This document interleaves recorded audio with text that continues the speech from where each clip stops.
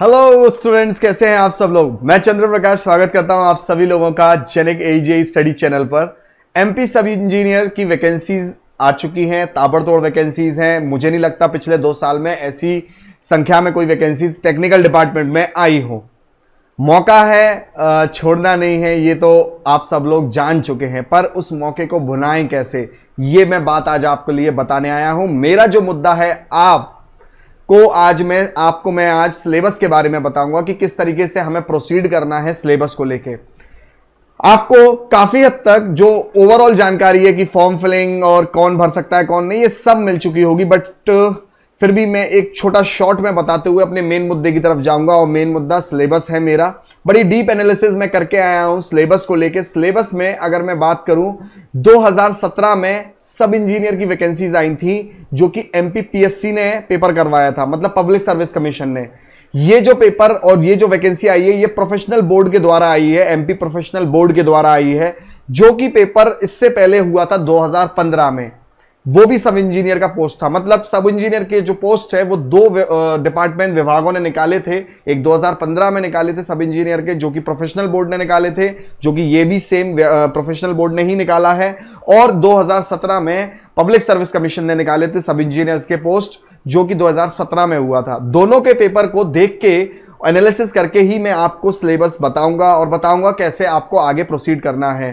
तो क्यों पड़े हो चक्कर में, कोई नहीं है टक्कर में। आज शाम में हम लोग करने वाले हैं 6 तारीख ना, आज 6 अप्रैल है।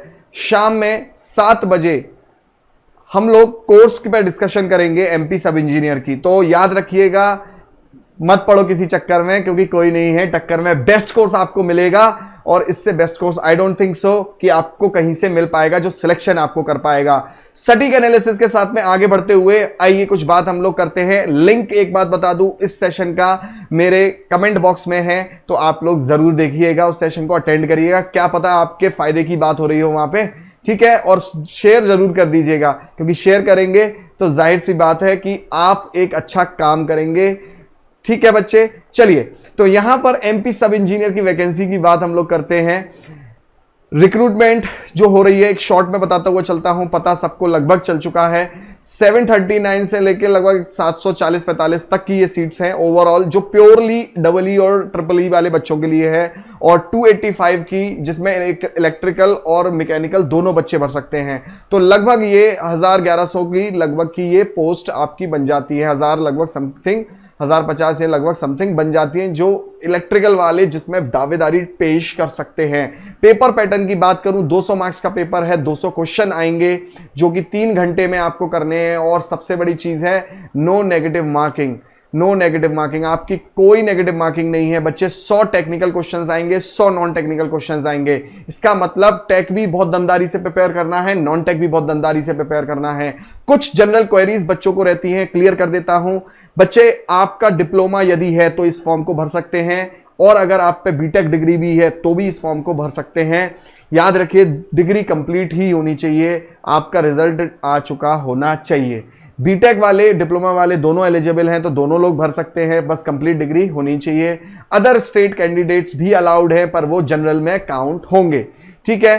कट ऑफ की बात करता हूं। कट ऑफ के लिए बच्चे सर ने एक अलग से वीडियो क्रिएट किया है, बनाया हुआ है, जो कि मैं लिंक आपका कमेंट बॉक्स में डाल दूंगा। तो कट ऑफ के बारे में बिल्कुल अलग से विस्तार से जानकारी दी गई है कि क्या कट ऑफ है, क्योंकि कट ऑफ जब तक आपको पुरानी नहीं मालूम होगी तो नई आपको तैयारी कितनी दमदारी से करनी है, कितनी जम के करनी है, वो आपको पता चल नहीं पाएगा। तो यहां पर कुछ इंपॉर्टेंट डेट्स के बारे में बात कर लेते हैं। ये देखिए, 9 अप्रैल से शुरू हो जाएंगे ये फॉर्म फिलिंग होना। अभी तो नोटिफिकेशन आया है, 23 अप्रैल को एंड हो जाएंगे, और 6 जून को पेपर है, ठीक है। अब एक बात मैं आपको बता दूं, आपको एमपी रिक्रूटमेंट बोर्ड में आपको ये रजिस्ट्रेशन पहले करना पड़ेगा, तब जाके आप फॉर्म फिल कर सकते हैं। एक बहुत इंपॉर्टेंट इंफॉर्मेशन, आपकी बहन, आपकी सिस्टर भी हो सकती हैं जो ये डिग्री करी हो सकती हैं, डिप्लोमा करी हुई हो सकती हैं, ठीक है। आपके दोस्त, आपकी दोस्त भी हो सकती हैं। याद रखिए बच्चे, गर्ल्स के लिए एक बहुत सुनहरा मौका है। 33% कोटा है फॉरेस्ट डिपार्टमेंट को छोड़ के, बाकी सारे डिपार्टमेंट में 33% गर्ल्स कोटा है जो कि एमपी सरकार ने दिया हुआ है। मतलब कि जो आपकी जो ये वैकेंसी आई है 3035 आई थिंक ना, ये 3035 ही तो वैकेंसी है कितनी, हाँ 3435 सॉरी, ठीक है 3435 जो आपकी वैकेंसी आई हुई है, 3435 जो आपकी वैकेंसी आई हुई है, इसमें से अगर मैं टेक्निकल को हटा दूं तो काफी नॉन टेक पोस्ट भी हैं, बट गर्ल्स कोटा सब में है, ये बात ध्यान रखिएगा। तो आप लोगों की फ्रेंड हो सकती हैं, आप लोगों की जो है दोस्त, आपकी बहन हो सकती हैं जिन्होंने डिप्लोमा किया हुआ होगा या बीटेक करी हुई होगी, आप उनको ये एक बार वीडियो शेयर जरूर करिएगा, क्या पता उनकी नौकरी लग जाए आपके केवल एक हेल्प से, छोटी सी। अब बात करते हैं मेन मुद्दे पे, सिलेबस और पेपर पैटर्न क्या है। बच्चे सिलेबस बहुत वास्ट है, मतलब इतना वास्ट सिलेबस है, मेरी समझ से इतना वास्ट सिलेबस किसका होता है यार, आज की डेट में यूपीपीसीएल जेई का हो गया है। टेक्निकल की बात अगर करें, नॉन टेक तो इतना वास्ट भी नहीं आता, मतलब एक बच्चे को टेक और नॉन टेक दोनों में महारत हासिल यहां होनी चाहिए। सामान्य ज्ञान मतलब कि general knowledge, general Hindi, English, math, reasoning, science और कंप्यूटर नॉलेज, ये सब सब्जेक्ट मिला के 7 सब्जेक्ट बनते हैं और 7 सब्जेक्ट से 100 नंबर का यहां आपका आने के लिए तैयार बैठा है, याद रखिए। टेक्निकल की मैं अगर बात करूं बच्चे, टेक्निकल की बात अगर करूं तो 100 नंबर का अलग से टेक्निकल है, ठीक है। तो सोचिए अगले 100 नंबर पाने के लिए आपको 7 सब्जेक्ट करने हैं और बाकी टेक्निकल तो आपको करना ही है। टेक्निकल का सिलेबस थोड़ा सा डिटेल में आइए देखते हैं। इलेक्ट्रिकल की सिलेबस की मैं बात करूं, क्योंकि मैं यहां इलेक्ट्रिकल की बात ही करने वाला हूं, ठीक है। तो ईएमटी बच्चे इलेक्ट्रोमैग्नेटिक थ्योरी आपका सब्जेक्ट है, ठीक है। इंस्ट्रूमेंटेशन मतलब कि मेजरमेंट जिसे आप लोग बोलते हैं, वो आपका एक सब्जेक्ट है, आपको पढ़ना रहेगा।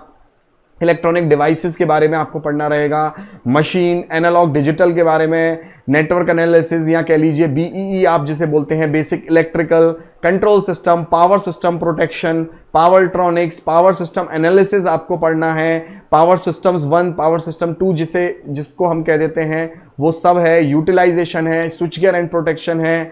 और एक बात ध्यान रखिएगा, 2017 के जो मैंने आपको बताया था एमपी जो 2017 का एमपीपीएससी का सब इंजीनियर पोस्ट आई थी, उसमें माइक्रो प्रोसेसर बहुत ज्यादा आया था, याद रखिएगा। तो माइक्रो प्रोसेसर भी आपको करना है, छोड़ना नहीं है। मटेरियल भी आपको करना है, इंजीनियरिंग मटेरियल भी आपको करना है, वो भी आपको छोड़ना नहीं है। ये बात ध्यान रखिएगा कि ये सिलेबस आपको पूरा इलेक्ट्रिकल का कवर करना है। लगभग देखा जाए तो 1 2 3 4 5 6 7 8, ठीक है, इन तीनों पावर सिस्टम को मिला के 1 कर देता हूं, 9 10 11 12 13 लगभग सब्जेक्ट हैं, ठीक है ना। 13 लगभग सब्जेक्ट यहां पर बैठ रहे हैं, ये आपको कवर करने हैं। अब बात करते हैं कंप्यूटर की।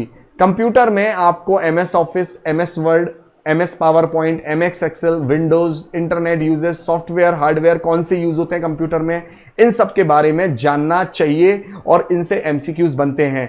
एक बात बता देता हूं हेल्प के लिए, मैं आपको इस चीज को बता देता हूं बच्चे कि आप लोग यूपीपीसीएल टेक्नीशियन का पेपर, ठीक है, वो आप संपर्क कर सकते हैं, कंप्यूटर के लिए बेस्ट ऑप्शन होगा, क्योंकि यूपीपीसीएल टेक्नीशियन के पेपर में भी अच्छी लेवल की कंप्यूटर आती है जो टेक्निकल में आपको लगातार पूछी जाती है। आपको मैं रिकमेंड करूंगा यूपीपीसीएल एआरओ के पेपर की, आप लोग क्या करिएगा, एआरओ आरओ के पेपर होते हैं उसके कंप्यूटर लगाइएगा, बहुत आपको हेल्प मिलेगी। टेक्निकल को लेके जल्दी हम लोग क्वेश्चन सीरीज लेके आएंगे आप लोगों के यूट्यूब चैनल पे, तो इसीलिए सब्सक्राइब करके रखिएगा चैनल को, ताकि आपको वो क्वेश्चन सीरीज मिल पाए और डीप एनालिसिस के बाद ही आप लोगों के लिए वो सीरीज भी लाई जाएगी, याद रखिएगा। ठीक है बच्चे, तो यहां पर जनरल साइंस के लिए मैं आप लोगों को कहूंगा कि आप लोग रेलवे के पेपर जरूर संपर्क करिएगा। रेलवे के जो पेपर है, रेलवे के जो क्वेश्चंस हैं, जनरल साइंस काफी हद तक पेपरों में वहां पे पूछी जाती है। क्या क्या होता है जनरल साइंस में, फिजिक्स, केमिस्ट्री, बायो और साइंस के अलग अलग टॉपिक जो कि 10th स्टैंडर्ड से रिलेटेड हैं। तो याद रखिएगा बच्चे, मैंने क्या आपको बोला कि रेलवे जीएस को आप लोग प्रेफर करिएगा। स्पीडी वगैरह आती है, वो भी आप लोग क्या कर सकते हैं, प्रेफर कर सकते हैं। अब बात करते हैं जनरल रीजनिंग की, ठीक है, रीजनिंग की। देखिए बच्चे, रीजनिंग के जितने भी टॉपिक्स हैं वो बड़े ही आसान होते हैं अगर बच्चे के पॉइंट ऑफ व्यू से देखे जाएं, सबके पॉइंट ऑफ व्यू से देखे जाएं, तो कोई भी ये नहीं कहेगा कि मुझे ये सवाल आया नहीं। हाँ, पर एक मुद्दा जो फंसता है वो फंसता है टाइम। याद रखिएगा, टाइम के साथ में आपको ये टाइम के तहत आपको ये तैयारी करनी पड़ती है सब्जेक्ट की रीजनिंग की। मतलब कि आपका क्वेश्चन बहुत कम समय में सॉल्व होना चाहिए। Sitting arrangement, blood relation, input output, tabulation, coding decoding, series, आपका डेटा सफिशिएंसी, रैंकिंग, डायरेक्शन जिसे बोलते हैं, alphabet test, coded, logical reasoning, puzzles, syllogism, ये सब और एक्सेट्रा आपको पढ़ना है। पर अब बात करते हैं कि सर जब आप ये बात कह ही रहे हो कि हमें इसे आता सबको है, टाइम का इसमें इशू होता है रीजनिंग में, तो मैं आप लोगों को एक रिकमेंडेशन दूंगा कि आप लोग रीजनिंग को टेस्ट सीरीज के द्वारा करिए। इससे क्या होता है कि आप उतने पर्टिकुलर समय में, एक टाइम में आप लोग कुछ पर्टिकुलर क्वेश्चंस को करते हैं, जिससे कि आपको पता चलता है कि आपकी कहां पर टेक्निक में जो है स्लोनेस है, आपकी टेक्निक क्या ज्यादा स्लो है कि कम स्लो है ना। आपको पता चलेगा कि कौन कौन से क्वेश्चंस में आप लोग अटक रहे हैं।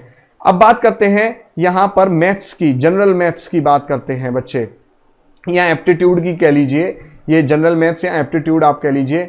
बहुत सारे टॉपिक है ना, mixture, alligation, simplification, profit loss, data interpretation, time and distance, work and time, mensuration, number system, sequence, series, permutation and combination and probability. ये काफी सारे टॉपिक्स हैं। इसको भी मैं रिकमेंड करूंगा आप अलग अलग की जगह इसको भी टेस्ट सीरीज के द्वारा आप लोग करिए। ठीक है बच्चे, इससे क्या होगा कि कम समय में आप क्वेश्चन को हल करना सीखेंगे। अगर आपकी टेक्निक में लैग है, टाइम बहुत लेती है, तो आपको ये रियलाइज होगा, क्योंकि मैं आपको बता दूं सब लोग लगभग कर ही लेते हैं इन क्वेश्चंस को। अब बात करते हैं, देखिए दो तरीके की मैथ यहां पर पूछी जा रही है, एक जनरल मैथ और एक एप्टीट्यूड। ठीक है ना बच्चे। अब यहां पर ये मैं बात करूं, जनरल मैथ और एप्टीट्यूड दोनों को मिला के ये सिलेबस है, दोनों को मिला के ये सिलेबस है, याद रखिएगा। Ratio proportion, problem on edges, time and distance, profit loss, time and work, percentage, simplification, decimal fraction, data sufficiency, number system, HCF, LCF, average, simple compound interest, mixture and allegation, data interpretation. मैं फिर से बोल रहा हूं, इन subjects को आपने test series के द्वारा ही करना है, क्योंकि ये सब्जेक्ट आपके वहां पे टाइम टेकिंग होते हैं। आपको अपनी स्पीड के बारे में नॉलेज होना चाहिए कि कितना स्पीड आपके क्वेश्चंस को बनाने में है, एक्सेट्रा। याद रखिएगा, कोई एक आध टॉपिक अगर मिस हो रहा हो तो एक्सेट्रा हम लोग यहां पर लेके चलेंगे। बच्चे आगे हम लोग बात करते हैं इंग्लिश के सिलेबस की। बहुत वास्ट सिलेबस है। देखिए vocabulary, grammar, fill in the blanks, antonyms, synonyms, समास, संधि। अच्छा ये सॉरी हिंदी का सिलेबस है। हिंदी इंग्लिश का सिलेबस लगभग सेम है, मतलब वही एडजेक्टिव, वही आपके विशेषण बन जाते हैं। ठीक है ना। ये आपका बच्चे इंग्लिश का नहीं, हिंदी का सिलेबस है। ठीक है ना, क्योंकि वोकैबुलरी भी हिंदी में आती है अभी, तो आई वॉज कंफ्यूज हियर।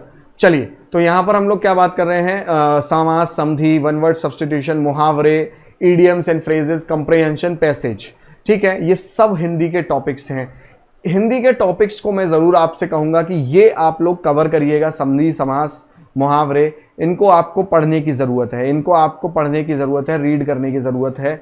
ठीक है, और बाकी आप लगाने के लिए लगा सकते हैं, टेस्ट सीरीज बिल्कुल लगा सकते हैं, ऐसी बात नहीं है। ठीक है, आप एक क्वेश्चन, एक काम करिएगा, जो एमपी पब्लिक सर्विस कमीशन के जो क्वेश्चंस होते हैं उन्हें ट्राई करिएगा हिंदी में। काफी क्वेश्चन आपके फंसेंगे, बिलीव करिए।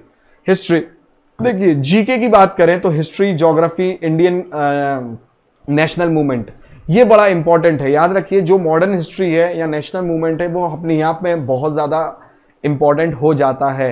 Cultural heritage, general science, about India, Indian constitution, economy, space, IT और Indian polity and governance, science and technology. मतलब जीके प्लस स्टैटिक जीके भी यहां पर हम लोग इंक्लूड कर सकते हैं। स्टैटिक जीके मतलब जो बदलता ना हो, जैसे साइंस एंड टेक्नोलॉजी हो गया। ठीक है, तो ये फिक्स्ड है। जैसे आपका कि भैया पहला कंप्यूटर कौन सा बना था, या मान लीजिए पहली मिसाइल कौन सी गई थी। हालांकि इसके अंदर आपको करंट अफेयर भी करके जाना चाहिए, याद रखिएगा, करंट अफेयर भी आपको करके जाना चाहिए, जो कि खासकर स्पोर्ट्स से जुड़ा हुआ और साइंस से जुड़ा हुआ करंट अफेयर्स आपको पेपर में मिल सकता है, और आपको डिफेंस से जुड़ा हुआ करंट अफेयर्स आपको पेपर में मिल सकता है, याद रखिएगा। ये जीके और जीएस का पोर्शन है। बात करते हैं बच्चे, आपके हेल्प ही होगी अगर आप इस टेलीग्राम चैनल से जुड़ जाएंगे। जेनिक फैमिली का मेंबर बनिए, और कोई भी समस्या का समाधान आपको चाहिए तो आप वहां पर कमेंट कर सकते हैं। कोई ना कोई फैकल्टी जरूर देखेगी, और कोशिश करते हैं हम लोग कि जल्दी से जल्दी देख के आप लोगों के क्वेरी का रिप्लाई कर दें। याद रखिएगा, आपको जेनिक लर्निंग ऐप डाउनलोड करना है। प्ले स्टोर पे जाके जेनिक लर्निंग ऐप आपको डाउनलोड करना है, ये आपको डाउनलोड करना है, याद रखिएगा। जेनिक लर्निंग ऐप आपको डाउनलोड करना है, और अगर आप डाउनलोड कर लेंगे जेनिक लर्निंग ऐप को तो आपको एमपी सब इंजीनियर के कोर्स के बारे में वहां पर जानकारी आराम से मिल जाएगी। ठीक है बच्चे, और याद रखिएगा डिले नहीं करना, क्योंकि 6 जून इसकी पेपर की डेट है। यहां पर मैं एक बात बताना चाहूंगा, सिलेबस बहुत वास्ट है, तो आपको कम समय में बेहतरीन गाइडेंस के बाद ही आप पेपर क्रैक कर सकते हैं। आप सोचें कि एक एक सब्जेक्ट को प्रिपेयर पूरा करते हुए चलेंगे, बिना गाइडेंस के चलेंगे, तो शायद आप कहते हैं ना कि यार क्या कहते हैं, अब पछताए होत क्या जब चिड़िया चिग गई खेत, तो कहीं वो स्थिति ना आ जाए और आप कुछ मिस ना कर दें बड़ा अपने जीवन में, ये बात ध्यान रखिएगा। तो सिलेबस वास्ट है, कोर्सेज आप लोग जल्दी से जल्दी अडॉप्ट करिए, और मैं आप लोगों को कहूंगा कोई भी क्वेरी हो टेलीग्राम चैनल को आप लोग ज्वाइन करिएगा। उम्मीद करता हूं मैंने आपकी क्वेरी सिलेबस की क्लियर करी होगी। ये टेलीग्राम चैनल पे कोई भी समस्या होगी आप लोग जरूर बात करेंगे। ठीक है बच्चे, अब यहां पर मैं एक चीज और बात करना चाहूंगा जीके जीएस के लिए। एक चीज मैं यहां पर जरूर बोलना चाहूंगा कि एमपी करंट अफेयर और एमपी जीएस को भी थोड़ा सा महत्व दीजिएगा। 2017 के पेपर में जो पब्लिक सर्विस कमीशन सब इंजीनियर का पेपर था, उसमें सबसे पहली चीज तो मिक्स आती है। ऐसा नहीं होता कि 10 क्वेश्चन 10 क्वेश्चन मैथ्स के आएंगे, 10 क्वेश्चन रीजनिंग के आएंगे, 10 क्वेश्चन ये क्या कहते हैं रीजनिंग के आएंगे, या 10 क्वेश्चन फिर करंट अफेयर के आएंगे। नहीं, सब मिक्स आता है। मतलब एक रीजनिंग का मिल गया तो उसके बाद वाला आपको हिस्ट्री का मिल जाएगा, उसके बाद वाला आपको ज्योग्राफी का मिल जाएगा। एक चीज, दूसरी चीज, आपको एमपी का जीएस भी करना चाहिए। जैसे कि आपके क्वेश्चन पेपर में पढ़ के आया हूं, तो उसमें पूछा था कि जैसे तानसेन ग्वालियर से रिलेटेड है, तो तानसेन के ऊपर क्वेश्चन है, ग्वालियर के रिलेटेड क्वेश्चन है, तानसेन और ग्वालियर के रिलेशन के बीच में क्वेश्चन है। आपसे क्वेश्चन पूछा था करंट अफेयर एमपी से कि जो जनगणना हुई है एमपी में 2011 में, तो वो जनगणना के हिसाब से आपका कौन सा सिटी सबसे ज्यादा क्राउडेड निकला एमपी का। तो इसका मतलब एमपी के जीएस के और एमपी के करंट अफेयर के क्वेश्चंस आपके मिलते हैं पेपर में, इस चीज को मत भूलिएगा। कोई भी एक छोटी पत्रिका आती हो या आपके क्या कहते हैं एमपी जीएस आप लोग कर सकते हैं। स्पेशली चाहे आप यूट्यूब चैनल को जुड़ जाइए हमारे, हम लोग एमपी जीएस शुरू करेंगे तो डेफिनेटली आपको फायदा होगा। याद रखिएगा कि माइक्रो प्रोसेसर भी बहुत आया था पिछले पब्लिक सर्विस कमीशन के पेपर में, बट उससे पहले बात करेंगे तो सारे सब्जेक्ट थे। बट इस बार जरूर आप देखिएगा कि जो ऑड सब्जेक्ट्स होते हैं, जैसे माइक्रो प्रोसेसर हुआ, अमूमन बच्चे छोड़ देते हैं, वो आपको मिलेंगे, इलेक्ट्रॉनिक्स आपको मिलेगी, डेफिनेटली ऐसा ही होगा। ठीक है बच्चे, तो यहां पर आप लोग क्या करना है, आपने एमपी जीएस और करंट अफेयर को भी महत्व देना है। टिल देन आप लोगों से मैं विदा लेता हूं। कोई भी समस्या हो कमेंट बॉक्स में डालिएगा, आपको जवाब मिलेगा।